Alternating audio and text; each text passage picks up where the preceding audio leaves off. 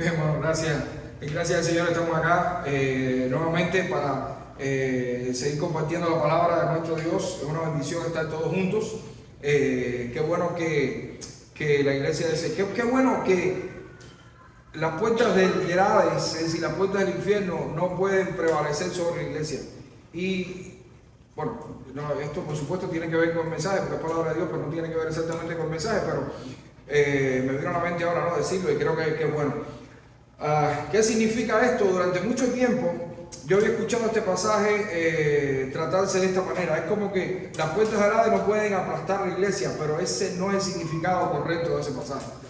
Es que la iglesia es la que está irrumpiendo, la iglesia es la que está yendo de frente, la iglesia es la que va a chocar contra las puertas del infierno y esas puertas no van a prevalecer sobre la iglesia, es decir, las va a derribar. Y es la iglesia de Cristo. Nosotros somos la iglesia de Cristo, así que qué bendición poder serlo. Qué bendición poder ser parte de la obra de Dios, qué bendición poder ser colaboradores de Dios y qué bendición saber que como iglesia pues estamos rompiendo cada día pues las puertas precisamente del infierno. Rolly decía algo y es muy importante. El enemigo de Dios no está feliz, no está contento cada vez que una iglesia se planta. No lo está, por pequeña que sea. Ustedes ven que somos 3 o 4 ahora nada más, somos muchos más de 3 o 4, pero bueno, ustedes ven que somos 3 o 4 gatos, como decimos en Cuba. Pues el enemigo de Dios está muy molesto con que 3 o 4 gatos se hayan decidido unir para predicar el evangelio. ¿Saben? Y por eso va a hacer lo posible y lo imposible por poner sobre nosotros cargas y cosas para entonces desanimarnos, para entonces quizás molestarnos, quizás venir y decir, ay, pero no crecemos, ¿qué es lo que está pasando? Lo que está pasando sencillamente es que somos una iglesia que ha decidido predicar el evangelio y el enemigo de Dios no está feliz con eso. ¿Qué tenemos que hacer entonces? Seguir predicando el evangelio. Seguir predicando el evangelio, más nada. Así que entonces, gloria a Dios por eso. Seguimos el libro de los Hechos. Recuerden que la semana que viene tenemos un predicador especial. Especial porque viene de Cuba. En la guagua especial. ¿Te acuerdas de eso? No, en fin. Seguimos el libro de los Hechos. Vamos a estar 18 semanas aún. Nos faltan creo que 13 semanas en el libro de los Hechos. Para como iglesia entonces recordar ¿qué fue lo que le sucedió a la iglesia primitiva, a la primera iglesia? Y entonces tomar ejemplo de ellos para nosotros hacer lo mismo. Ser testigos de Cristo con el poder del Espíritu Santo. Escuchemos esta noticia. Fechada el 15 de noviembre del año 2022. Hace solo unos meses. Dice así la noticia. Un pastor de Laos fue torturado y asesinado por difundir su fe cristiana, lo que conmocionó a sus feligreses y a sus seres queridos. Los lugareños descubrieron el cuerpo del pastor Cito, que es como se llama, el mes pasado, después de que no se presentara a una reunión el 20 de octubre con otros creyentes. El predicador, esposo y padre de 8 hijos, se dirigía a la reunión a 62 millas de su pueblo en una motocicleta. Cuando no llegó, al menos 20 personas se reunieron para buscarlo en los alrededores de una montaña cercana y en un hospital local. El cuerpo del pastor Cito fue encontrado más tarde, el 23 de octubre, en una zanja cercana de una carretera de la selva montañosa. La policía provincial determinó que fue torturado antes de su muerte y que estaba gravemente desfigurado. Familiares y otras personas de su pueblo lo habían amenazado durante meses, exigiéndole que dejara de compartir sus creencias cristianas. Triste, ¿verdad? Pero nada nuevo. El mensaje cristiano, el mensaje del evangelio genera este tipo de cosas.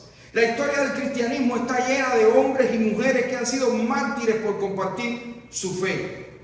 Les invito a leer Hechos 6, del 6:8 al 7:60.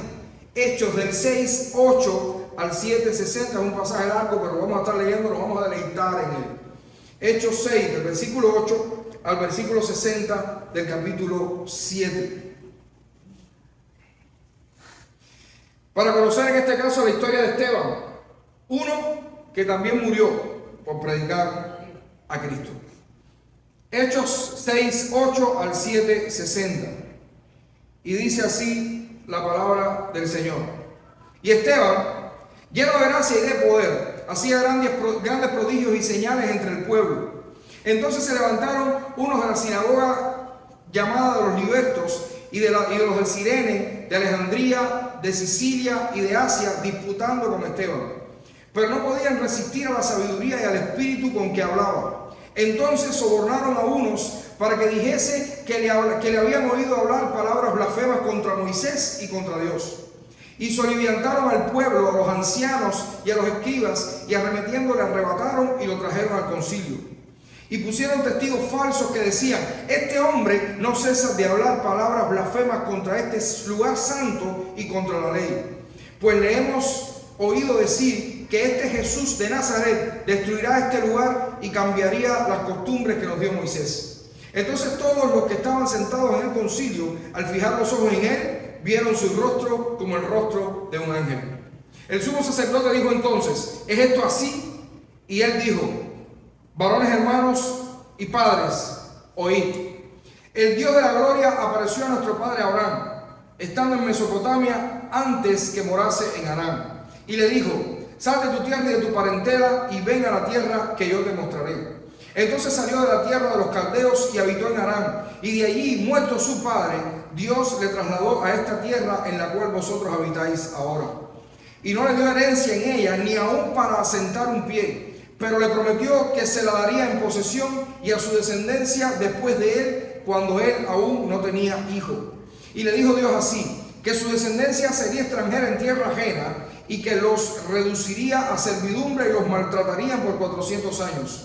Mas yo juzgaré, dijo Dios, a la nación de la cual serán siervos, y después de esto saldrán y me servirán en este lugar. Y le dio el pacto de la circuncisión, y así Abraham engendró a Isaac, y le circuncidó al 8º día, e Isaac a Jacob, y Jacob a los 12 patriarcas. Los patriarcas, movidos por envidia, vendieron a José para Egipto, pero Dios estaba con él, y le libró de todas las tribulaciones, y le dio gracia y sabiduría delante de Faraón, rey de Egipto, el cual le puso por gobernador sobre Egipto y sobre toda su casa. Vino entonces hambre en toda la tierra de Egipto y de Canaán, y grande tribulación, y nuestros padres no hallaban alimentos. Cuando oyó Jacob que había trigo en Egipto, envió a nuestros padres la primera vez, y en la segunda José se dio a conocer a sus hermanos, y fue manifestado a Faraón el linaje de José. Y enviado José, hizo venir a su padre Jacob y a toda la parentela en número de 75 personas. Así descendió Jacob a Egipto, donde murió él y también nuestros padres, los cuales fueron trasladados a Siquem y puestos en el sepulcro que a precio de dinero compró Abraham de los hijos de Anor en Siquem. Pero cuando se acercaba el tiempo de la promesa que Dios había jurado a Abraham, el pueblo creció y se multiplicó en Egipto, hasta que se levantó en Egipto otro rey que no conocía a José. Este rey, usando de astucia con nuestro pueblo, maltrató a nuestros padres, a fin de que pusiesen a la muerte a sus niños para que no se propagasen. En aquel mismo tiempo nació Moisés, y fue agradable a Dios, y fue criado 3 meses en casa de su padre. Pero siendo expuesto a la muerte, la hija de Faraón lo recogió y le crió como un hijo suyo. Y fue enseñado Moisés en toda la sabiduría de los egipcios, y era poderoso en sus palabras y obras. Cuando hubo cumplido la edad de 40 años, le vino al corazón el visitar a sus hermanos, los hijos de Israel. Y al ver a uno que era maltratado, lo defendió, e hiriendo al egipcio, vengó el oprimido. Pero él pensaba que sus hermanos comprendían que Dios les daría libertad por mano suya, mas ellos no lo habían entendido así. Y al día siguiente se presentó a unos de ellos que reñían, y los ponía en paz, diciendo: varones, hermanos sois, ¿por qué os maltratáis el uno al otro? Entonces el que maltrataba a su prójimo le rechazó, diciendo: ¿quién te ha puesto por gobernante y juez sobre nosotros? ¿Quieres tú matarme como mataste ayer al egipcio? Al oír esta palabra, Moisés huyó y vivió como extranjero en tierra de Madián, donde engendró 2 hijos. Pasados 40 años, un ángel se le apareció en el desierto del monte Sinaí, en la llama de fuego de una zarza. Entonces Moisés, mirando, se maravilló de la visión, y acercándose para observar, vino a él la voz del Señor: yo soy el Dios de tus padres, el Dios de Abraham, el Dios de Isaac y el Dios de Jacob. Y Moisés, temblando, no se atrevía a mirar. Y le dijo el Señor: quita el calzado de tus pies, porque el lugar en que estás es tierra santa. Ciertamente he visto la aflicción de mi pueblo que está en Egipto, y he oído sus gemidos, y he descendido para librarlos. Ahora pues, ven, te enviaré a Egipto, a este monte, a quien habían rechazado, diciendo: ¿quién te ha puesto por gobernante y juez? A este lo envió Dios como gobernante y libertador por mano del ángel que se le apareció en la zarza. Este lo sacó habiendo hecho prodigios y señales en la tierra de Egipto, y en el mar Rojo, y en el desierto por 40 años. Este Moisés es el que dijo a los hijos de Israel: profeta os levantará el Señor vuestro Dios de entre vuestros hermanos, como a mí, a él oiréis. Este es aquel Moisés que estuvo en la congregación en el desierto con el ángel que le hablaba en el monte Sinaí, y con nuestros padres, y que recibió palabras de vida que darnos, al cual nuestros padres no quisieron obedecer, sino que le desecharon, y en sus corazones se volvieron a Egipto, cuando dijeron a Aarón: haznos dioses que vayan delante de nosotros, porque a este Moisés que nos sacó de la tierra de Egipto no sabemos qué le haya acontecido. Entonces hicieron un becerro y ofrecieron sacrificio al ídolo, y en las obras de sus manos se regocijaron. Y Dios se apartó y los entregó a que rindiesen culto al ejército del cielo, como está escrito en el libro de los profetas. ¿Acaso me ofrecisteis víctimas y sacrificios en el desierto por 40 años, casa de Israel? Antes bien, llevasteis el tabernáculo de Moloc y la estrella de vuestro dios Renfán, figuras que os hicisteis para adorarlas. Os transportaré pues más allá de Babilonia. Tuvieron nuestros padres el tabernáculo del testimonio en el desierto, como había ordenado Dios cuando dijo a Moisés que lo hiciese conforme al modelo que había visto, el cual, recibido a su vez por nuestros padres, lo introdujeron con Josué al tomar posesión de la tierra de los gentiles, a los cuales Dios arrojó de la presencia de nuestros padres hasta los días de David. Este halló gracia delante de Dios y pidió proveer tabernáculo para el Dios de Jacob. Mas Salomón le edificó casa, si bien el Altísimo no habita en templos hechos de manos, como dice el profeta: el cielo es mi trono y la tierra el estrado de mis pies. ¿Qué casa me edificaréis? Dice el Señor. ¿O cuál es el lugar de mi reposo? ¿No hizo mi mano todas estas cosas? Duros de cerviz e incircuncisos de corazón y de oídos.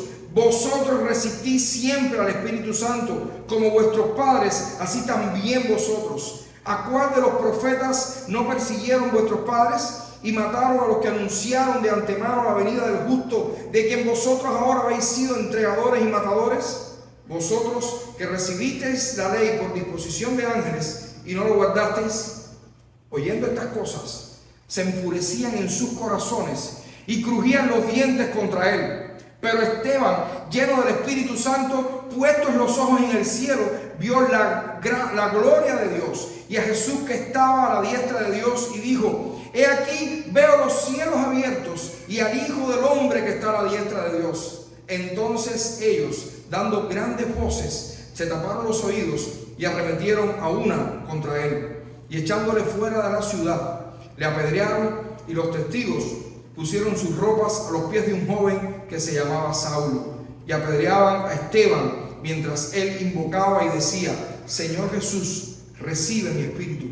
Y puesto de rodillas, clamó a gran voz: Señor, no les tomes en cuenta este pecado. Y habiendo dicho esto, durmió. Padre, gracias por tu palabra. Que sea lámpara a nuestros pies y lumbrera nuestro camino, Señor.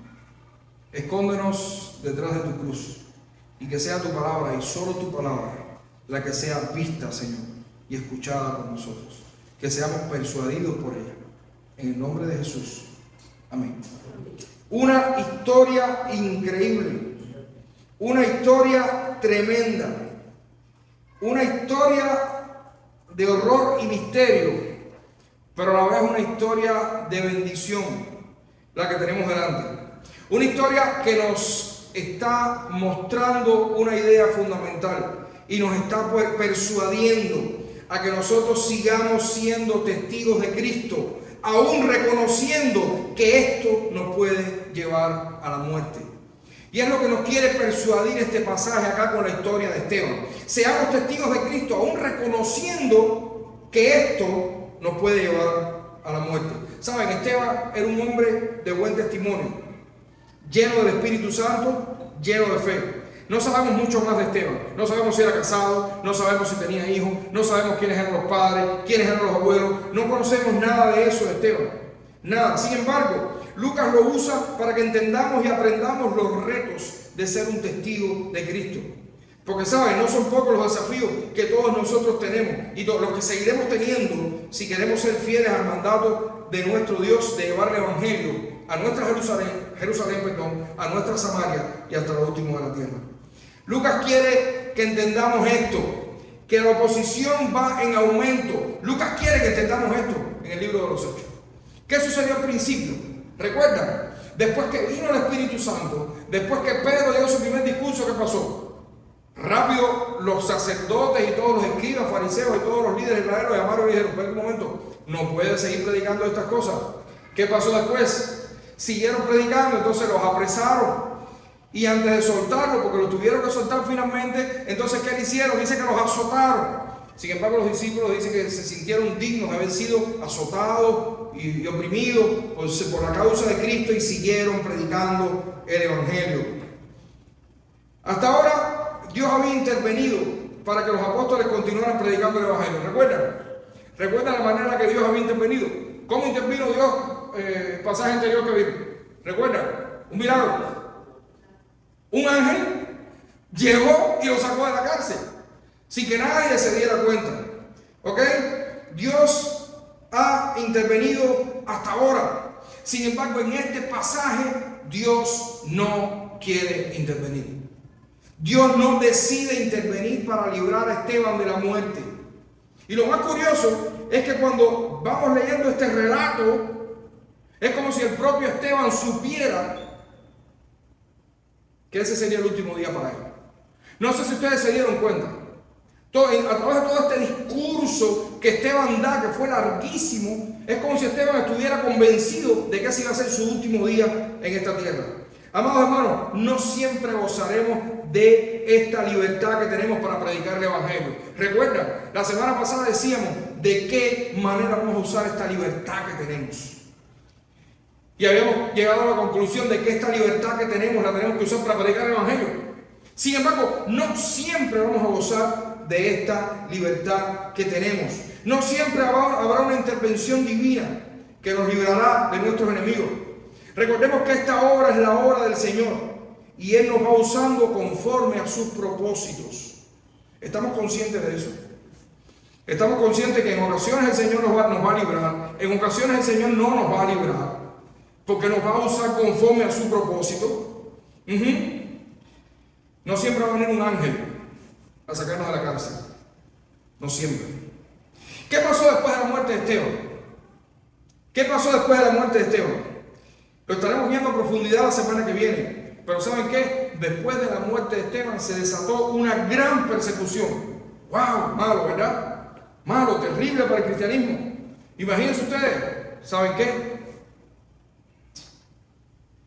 Esta persecución provocó que el Evangelio llegara a Samaria.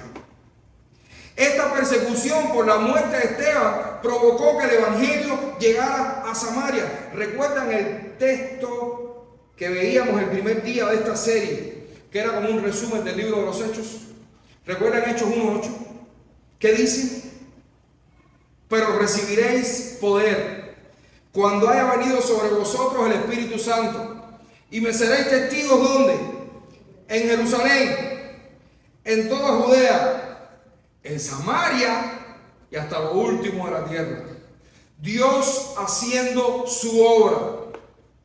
Dios haciendo su obra. Ya el Evangelio se había predicado en Jerusalén. El Evangelio se había expandido a Judea. ¿Recuerdan? La semana anterior que venían de otras ciudades, para que al menos la sombra de Pedro cayera sobre alguno de ellos y fueran sanados, para escuchar la palabra de Dios. Ahora Dios está haciendo su obra para que el Evangelio continúe, en este caso a Samaria, y fue por la muerte precisamente de Esteban. Si algo podemos estar seguros es de esto, que Dios va a cumplir su plan con su pueblo. Nunca ha sido en vano la pérdida de la vida de un creyente en el ejercicio de su fe. Nunca. Sé que esto pudiera sonar loco, pero no creo que haya algo más glorioso en este mundo que perder la vida por Cristo. No creo que haya algo más glorioso en este mundo que eso. Amados hermanos, seamos testigos de Cristo aún reconociendo que esto nos puede llevar a la muerte. Mire, no podemos asegurar que Esteban estaba consciente desde el principio que sería su fin, pero el pasaje nos da indicios acerca de esto. Sin embargo, nada impidió que continuara predicando de Cristo. Aún él sabiendo, reconociendo que podía ser martirizado, él siguió predicando de Cristo. En esta primera parte del pasaje, Lucas nos enseña que, como Esteban, nosotros podemos ser blasfemados, nuestro mensaje puede ser torcido, querrán poner palabras en nuestra boca, etcétera, etcétera. Sin embargo, número uno, debemos seguir testificando llenos de gracia y de poder, aún cuando se levanten falsas acusaciones sobre nosotros o sobre nuestro mensaje. ¿Saben? En la introducción veíamos que mataron a este pastor por predicar a Cristo. Pero eso no fue así de pronto, ¿saben? No fue cuando ahí viene el pastor, apúrate, corre, mátalo. ¿Qué le habían advertido antes? No siga predicando. Este camino de los mártires no es así de pronto. Normalmente hay un camino que va ascendiendo. Y te van diciendo, no sigas, sigamos, no sigas, sigamos, no sigas, pues entonces te mato. Y el primer paso para Esteban fue, aunque me están blasfemando, aunque le pagaron a una gente para que me sobornen, o aunque sobornaron, perdón, a una gente, para que digan mentiras acerca de mí, de mi mensaje, yo voy a seguir predicando el evangelio. ¿De dónde salió Esteban? ¿Quién era Esteban? ¿Cómo llegó este Esteban aquí de pronto? Recuerden que la obra del Señor estaba creciendo. La obra de Dios continuaba creciendo y entonces de pronto había viudas que estaban siendo desatendidas. Y entonces los apóstoles se dieron cuenta que necesitaban buscar hombres llenos del Espíritu Santo y de fe para que se encargaran entonces de servir a las mesas, de servir a estas viudas. Y ahí es entonces donde salen 7 servidores, para algunos los primeros diáconos, para otros no. Sencillamente fueron 7 servidores, vamos a dejarlo ahí, 7 servidores que estaban apoyando a los apóstoles. Y Esteban era uno de estos servidores. La situación se puso más tensa aún de lo que estaba. ¿Saben por qué? Porque aún muchos sacerdotes dicen que se habían convertido al cristianismo. ¿Ustedes se imaginan? Los mismos cimientos de la religión judía estaban siendo invadidos por el nombre de Cristo. Pero los creyentes, entre los cuales estaba Esteban, seguían predicando el mensaje de Cristo y el Espíritu Santo seguía respaldando este mensaje. Era demasiado para los religiosos judíos de la época. Ellos pensaban que tenían la ley, que tenían los profetas y el resto de los escritos sagrados y por lo tanto toda la autoridad en materia espiritual entre el pueblo. Sin embargo, ahora los estaban perdiendo por la enseñanza de un solo hombre que había muerto en una cruz hacía algún tiempo. ¿Saben? El pasaje nos cuenta que algunos personajes de varias sinagogas se levantaron y fueron a disputar contra Esteban. Muy interesante esto. Un poco de historia nos narra que habían unos, sobre todo los de la sinagoga de Alejandría, dice que eran gente de mucha sabiduría y mucho conocimiento bíblico. Muchísimo. Y sin embargo esta gente entonces fueron a disputar contra Esteban. Ustedes saben, este es el que está hablando, este Esteban es el que está convirtiendo a la gente. Vamos a hablar con él que se nos sabe dónde está parado. Y fueron a discutir con Esteban. Y dice la palabra de Dios, sin embargo, no podían resistir a la sabiduría y al espíritu con que hablaba Esteban. ¿Saben? Esteban no estaba contando su testimonio. Esteban no estaba contando cómo era su vida. Esteban no estaba contando nada de eso. Esteban lo único que estaba haciendo era predicando el mensaje de Cristo. Ustedes saben, rapidito una experiencia que tuve hace muchos años. Yo serví en un campo misionero en Mancojobo, al lado de Maestro Serrano. Mira a ver cómo se ríe. Y esa es la cuna de los testigos de Jehová en aquella zona donde yo vivía. Bueno, se dieron las condiciones y de pronto, sin yo darme cuenta, un buen día tenía al segundo de los testigos de Jehová de Cuba, de la BTLS en Cuba, en mi casa, con 2 aprendices. para discutir acerca de un tema determinado. Increíble, aquello fue la guerra de la galaxia. La guerra de la galaxia. Terminamos comiendo arroz con pescado como a las 2 de la tarde. Fajaba a todo el mundo, no nos querían mirar. Aquello fue lo más grande del mundo, no sé ni cómo se tragaron el arroz aquello. Y al final aquello no terminó en nada. No terminó en nada y fue una discusión de casi 8 horas que no terminó en nada. ¿Saben por qué? Porque lo menos que nosotros hicimos en aquel momento fue predicar el Evangelio. Estábamos tratando de ganar argumentos bíblicos que en definitiva es imposible, porque no estábamos hablando del mismo patrón. Ellos con una Biblia, nosotros con otra, era imposible ponerse de acuerdo. Y el único del que no se habló en aquel día, salado día, fue de Cristo. Yo me prometí a mí mismo que jamás de los jamases iba a volver a hacer una cosa como esta. Como 2 años después, porque me imagino que la foto mía y la foto del pastor Iván, por cierto, que es el que va a estar predicando la semana que viene, que fuimos nosotros 2 contra aquellos testigos de Jehová, me imagino que la foto mía de Iván estaba puesta en todos los salones del reino de aquella zona, no sé por qué. Mas nunca fueron los testigos de Jehová a mi casa. 2 años después aparecieron 2 mujeres, parece, ya se las había olvidado. Me tocaron la puerta, era domingo, yo estaba antes de salir para el culto. Me tocaron la puerta, yo salí. Buenas, ¿cómo están? Buenas. Miren, nosotros queremos decirle, y recuerdo que le dije, un momentico, por favor. Déjenme decirles algo rápido. Antes que ustedes sigan, aunque después siguen, déjenme decirles algo rápido. Les prediqué el Evangelio claro, justo, preciso. Yo no le dije que Cristo era Dios, nada, ¿sabes? Por supuesto, parte del Evangelio es la deidad de Cristo, pero yo no me fajé con ellos que si Cristo es Dios, que tú dices, les prediqué el Evangelio llano, sencillo. ¿Saben qué pasó? Yo vivía en un edificio y ellas me tocaron, estaba la escalera para subir y me dijeron, ¡ay, un momentico! Ahora venimos que tenemos que seguir. Y subieron por la escalera. ¿Se fueron, Niso? Se fueron. Y a mí aquello me dio una enseñanza que jamás se me había olvidado. O sea, me ha olvidado y siempre me recuerda este pasaje. La única sabiduría que la gente no va a resistir, la única sabiduría que ningún enemigo de Dios va a resistir jamás, es la sabiduría que proviene del Evangelio de Jesucristo. Todo lo otro es por gusto. Todo lo otro es por gusto. Sí, es bueno ser un apologeta,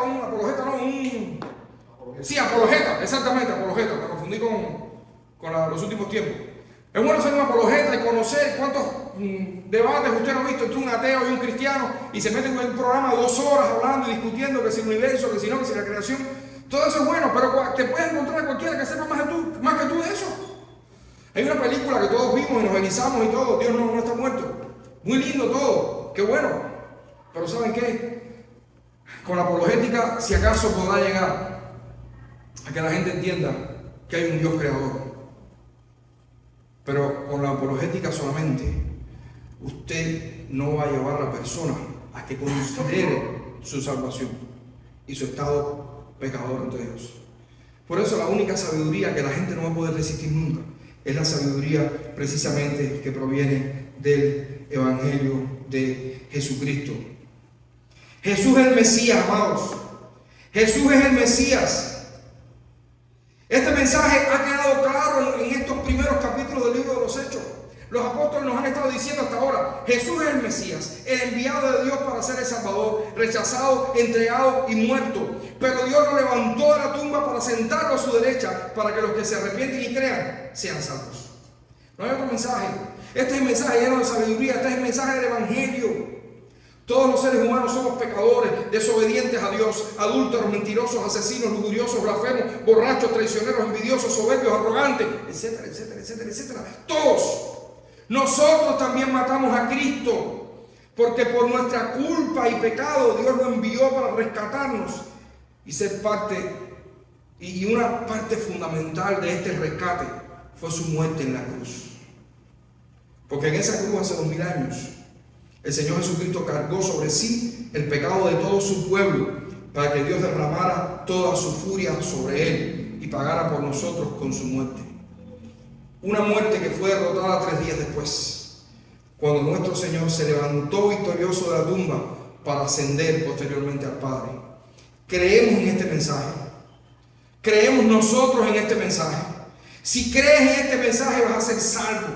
si te arrepientes de tus pecados y crees que Cristo murió para darte salvación y vida eterna, entonces también resucitarás de la muerte y vivirás para siempre con Dios.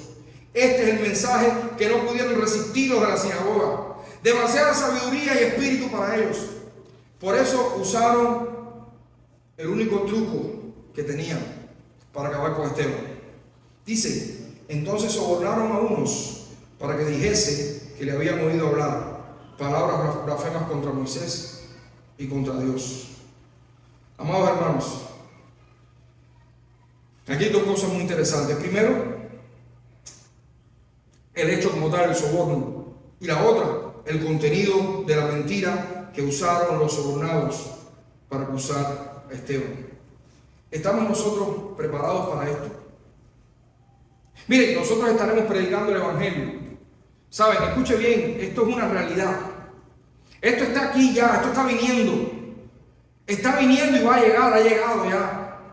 Ha llegado. Estaremos nosotros predicando el Evangelio, pero nos van a acusar de ser intolerantes, de ser homófobos, de ser excluyentes, de ser retrógrados, de ser misóginos, de ser machistas, de ser heteropatriarcales, en fin. Nos van a acusar de todas esas cosas y nosotros lo único que vamos a estar haciendo va a ser predicando el Evangelio. Pero vamos a estar predicando el Evangelio y nos van a acusar de no respetar las demás religiones, de pensar que somos superiores. Pero vamos a estar predicando el Evangelio y nos van a acusar entonces de que no respetamos la autoridad. Y así pudiéramos estar hablando toda la tarde. Hermano, prediquemos el mensaje con poder, el único mensaje que tiene poder, y hagámoslo realmente con gracia. ¿Saben? Lo otro que es muy interesante es el contenido de las mentiras. En este caso se estaba acusando a Esteban de hablar blasfemias contra el templo y contra la ley, diciendo dos cosas: que Jesús destruiría el templo y que cambiaría las costumbres de Moisés.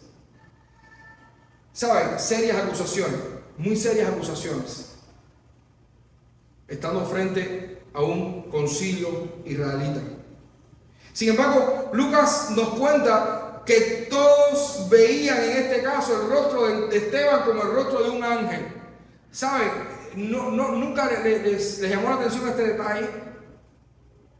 Dice que aún acusándolo a bote de la muerte por las acusaciones que estaban haciendo, dice que toda aquella gente estaban viendo el rostro de Esteban como el rostro de un ángel. Complicado entender lo que Lucas nos está queriendo decir con esto del rostro resplandeciente de Esteban. Ahora bien, si de algo podemos estar seguros es que Esteban estaba consciente de lo que estaba sucediendo y no dudó en hacer una de las defensas más espectaculares que vemos en toda nuestra Biblia. Esteban usó las Escrituras, amados hermanos. Esteban usó las Escrituras sin temor alguno para mostrar el pecado de los sacerdotes y delante de todo el concilio. Por eso nosotros, en segundo lugar, debemos testificar sin temor desde la Biblia, mostrando el pecado de los que nos oyen. Tenemos que hacer esto sin temor. ¿Saben? Toda esta porción del pasaje en la defensa de Esteban a las acusaciones falsas que habían hecho en su contra, aquellos que habían sido sobornados. Y vemos que, aunque comienza con Abraham y termina con los profetas, la mayor parte de este discurso se centra en Moisés. La mayor parte de este discurso de Esteban, de esta defensa de Esteban, se centra en Moisés, porque esa es la acusación. ¿Qué fue lo que decían aquellos mentirosos? Él está hablando en contra de Moisés y la ley de Moisés. ¿Por qué? Evidentemente, esa fue la principal acusación. Recordemos que Moisés representaba la ley y las tradiciones. Si nosotros vamos a Éxodo 34, veremos el relato del pacto de Dios con su pueblo a través de Moisés. Recuerden Éxodo 34, la segunda vez que Dios llama a Moisés al monte Sinaí y le dice: prepárate 2 tablas de la ley, de nuevo. Recuerden que las 2 tablas de la ley, Moisés las rompió. ¿Por qué? Porque el pueblo, cuando bajó, el pueblo que había hecho, cosa que relata también Esteban aquí. Miren qué cosa más interesante. Esteban le fue al corazón a esta gente.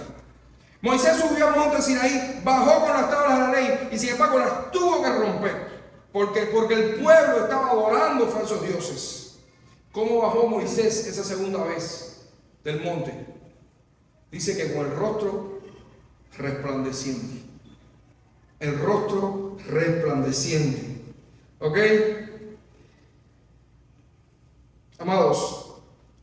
Esteban, ustedes se preguntarán quizás, ¿qué tiene que ver esta historia de Moisés con Esteban? Cuando Moisés bajó del monte, su rostro resplandecía como el de Esteban. Miren, no estamos seguros si Lucas quiere llevarnos hasta aquí, pero lo cierto es que Esteban estaba proclamando el mismo mensaje que Dios le había dado a Moisés en el monte Sinaí.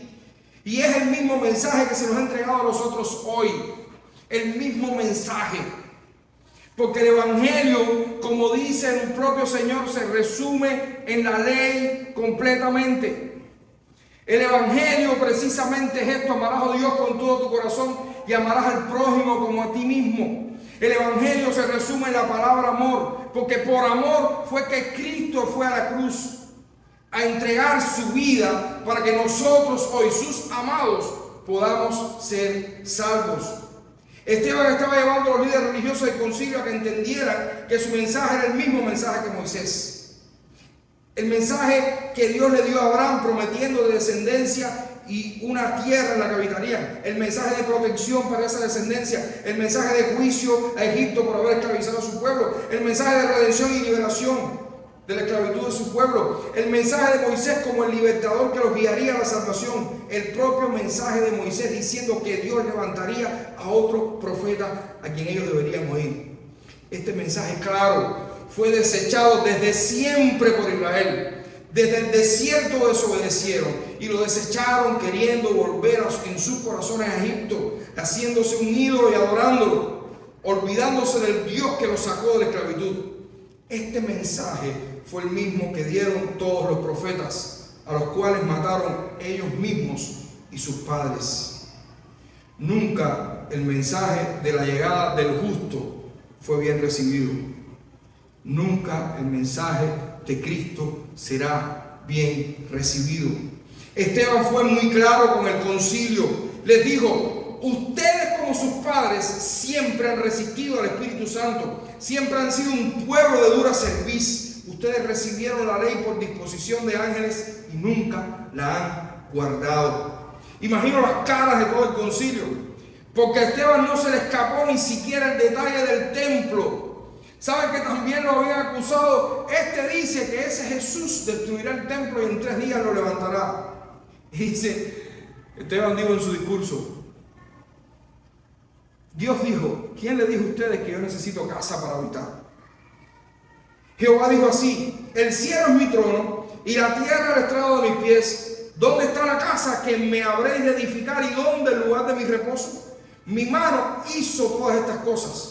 Y así todas estas cosas fueron hechas, dice Jehová. Aquella gente no tenía ni idea del por qué Dios les había permitido tener un templo. Ahora estaban acusando a Esteban cuando eran ellos los que debían estar en el banquillo de los acusados. Esteban no temió a la hora de confrontarlos con su pecado. Literalmente les tiró con todos los hierros. Este es uno de los puntos que Lucas quiere que entendamos acá. ¿Saben? La persecución al mensaje del Evangelio y a sus mensajeros no es nueva. El mensaje del Evangelio siempre ha sido acosado. El mensaje del Evangelio siempre ha tenido oposición. El mensaje del Evangelio siempre ha llevado consigo mártires. A través de la historia, mucha gente ha muerto por predicar el mensaje del Evangelio. No sabemos si tú y yo vamos a hacer de eso mañana. No lo sabemos. Y la mejor manera de hacerlo es hacerlo a través de las Escrituras. Nuestro testimonio puede ser poderoso, pero usemos la Biblia para esto. Usemos la Biblia para esto, hermanos. El pasaje termina con la decisión del caso y con un Esteban lleno de compasión hacia sus victimarios. Esto nos enseña que debemos testificar de Cristo también llenos de compasión.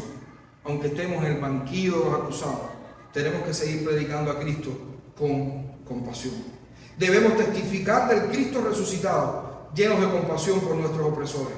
Ni en el ocaso de su vida, porque ya en este punto Esteban sabía que ya lo que le quedaba era media afeitada.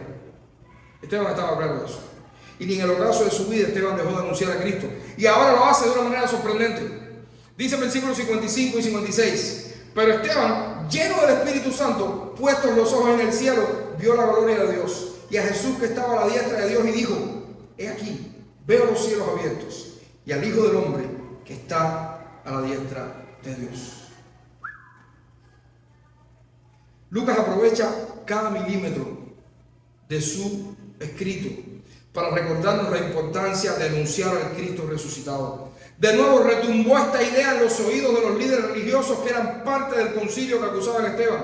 Un hombre que ellos habían acusado, arrestado y matado sobre una cruz, ahora estaba sentado a la diestra de Dios con toda su gloria.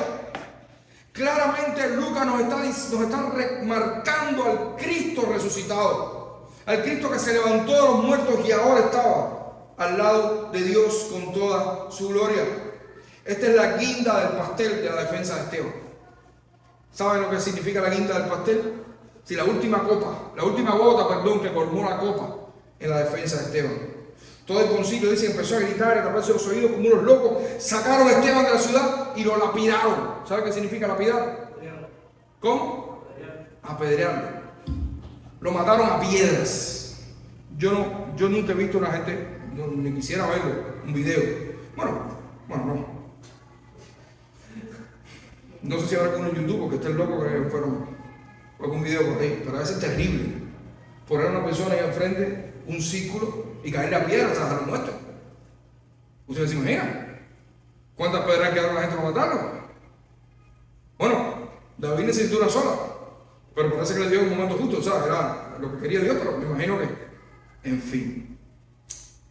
Pero antes de morir, Esteban en este caso nos dejó dos frases que nos recuerdan otras que habían sido dichas por el Señor en el momento de su crucifixión, y por eso leímos Lucas. La primera fue: Señor Jesús, recibe mi espíritu, dijo Esteban.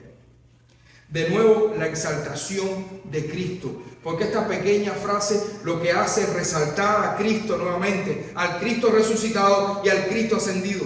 De nuevo, la exaltación al Hijo de Dios, al Dios que se encarnó y que ahora estaba nuevamente en la gloria que siempre estuvo desde la eternidad. ¿Saben por qué?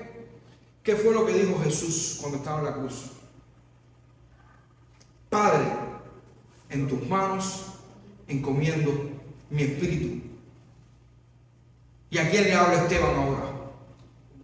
Señor Jesús, recibe mi espíritu. Qué cosa más interesante. Esteban pudo haber dicho: Padre, recibe mi espíritu. Sin embargo dijo: Señor Jesús, recibe mi espíritu. De nuevo Esteban exaltando a Cristo. De nuevo Lucas nos está enmarcando y resaltando la exaltación a Cristo, al Cristo resucitado. Pero la segunda es más increíble aún. Dice: Señor, no les tomes en cuenta este pecado. ¿Se imagina la escena? Esteban sangrando, lleno de heridas por las piedras, quizás sin poder ver por la inflamación en los ojos, la sangre corriéndole por los ojos, a punto de desmayarse por el dolor, y de pronto dice: Señor, no les tomes en cuenta este pecado. Yo me imagino que ninguno de nosotros, haya estado en esa situación que le hayan caído piedras así de esa manera. Yo no he estado, nunca, ni cerca he estado de una condena, muerte, ni nada. Nunca he estado en un juicio. No tengo idea de eso. Pero a veces nosotros, por cosas más pequeñas que nos hace vecinos, ¿sabes? Entonces nosotros queremos ya que haya condenación sobre la gente. Parte como un rayo. Y sin embargo Esteban, en esta situación, dijo las mismas palabras que el Señor: no les tomes en cuenta este pecado. Lucas, a punto de terminar esta historia, nos cuela un personaje nuevo que pasa casi desapercibido, para que vean lo interesante que hace Lucas aquí en este pasaje.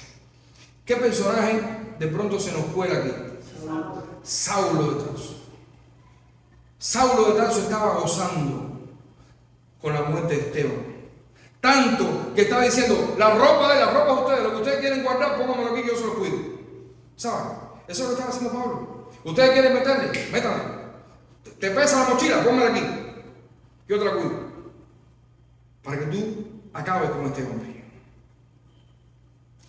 Esteban también oró por el joven Saulo de Tarso, a pesar de ser uno de los más comprometidos con este acto de supuesta justicia contra él. Tengamos compasión y oremos por los que nos maltratan, por los que nos persiguen. Tengamos compasión incluso por aquellos que puedan estar a punto de alar el gatillo a apuntando hacia nosotros. No sabemos quién puede ser uno de esos, como fue Saulo en el caso de Esteban. Concluimos. ¿Conocen cómo murieron todos los apóstoles? ¿Conocen cómo murieron los apóstoles? Estos mismos. Repasemos. Jacob, el hermano de Juan, fue el primero que murió, decapitado por Herodes Agripa. Poco después Mateo, que había llevado el evangelio a Persia, Macedonia, Siria y Etiopía, fue pasado a cuchillo, es decir, muerto a puñaladas, porque predicaba en el nombre de Cristo. La tradición dice que Tomás fue traspasado por una lanza del rey Misdai de la India, después de un fructífero ministerio en dicho país. Santiago fue apaleado y apedreado también, lapidado a la edad de 94 años. Bartolomé, después de ser apaleado con crueldad, fue crucificado y luego decapitado en Armenia. Judas Tadeo murió en una cruz a los 72 años. Simón el Celote murió del mismo modo, crucificado, después de predicar el evangelio en África. Andrés fue crucificado en una cruz en forma de X en Grecia, después de haber sido azotado severamente por 7 soldados. Ellos dicen que ataron su cuerpo a la cruz con cuerdas para prolongar su agonía. Sus seguidores reportaron que cuando él era llevado a la cruz, Andrés la saludó con estas palabras. Es decir, los saludó a ellos con estas palabras: hace mucho he deseado y esperado este feliz momento. La cruz ha sido consagrada por el cuerpo de Cristo colgado en ella. Él dice que continuó predicando a sus verdugos por 2 días hasta que murió. Pedro fue crucificado por Nerón, el gran perseguidor de los cristianos. De Pedro se cuenta que cuando llegó la hora de morir pidió que fuese colgado en la cruz cabeza abajo por no ser digno de morir en la misma forma que su Señor.